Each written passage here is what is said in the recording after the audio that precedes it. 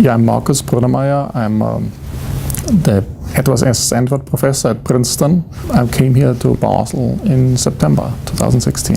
It's an interesting place for somebody who works on this area I'm working on monetary economics, financial economics, and macro issues, and in the international context. I think that's one of the places to be. Working on my projects I started before, so one of them is on the reversal interest rate. If you push the interest rate below the reversal interest rate, then actually it will be the case that what is typically accommodative monetary policy might be contractionary, and identifying what are the different variables which determine this reversal interest rate. If you push the interest rate below the reversal interest rate, then actually what's normally accommodative monetary policy becomes contractionary. So it's actually a lower bound. You don't want to push the interest rate below this lower bound. And what we are showing is that actually zero is not necessarily the bound. It could be -1%. There could also be +1%. So it depends on certain parameters, on certain features in the economy. I'm very interested in safe assets. Safe assets are assets where everybody flocks to in times of crisis.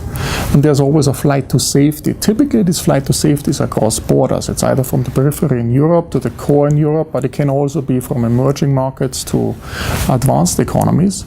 And the question is, can we design a safe asset such that we can rechannel this flight to safety? And one way to do that is to pool certain sovereign bonds and issue a senior bond and a junior bond.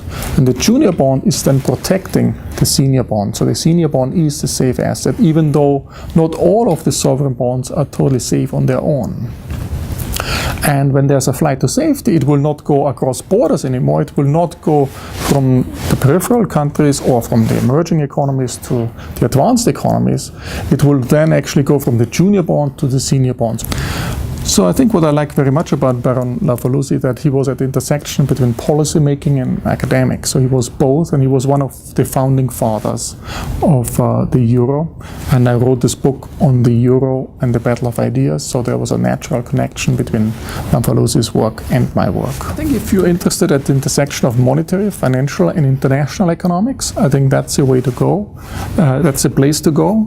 There's a lot of activity here. The BIS became a hub in research for researchers to come in here, but also for policymakers to come in here. So it's a combination of interacting with policymakers and at the same time with researchers which are really focused on these hot issues.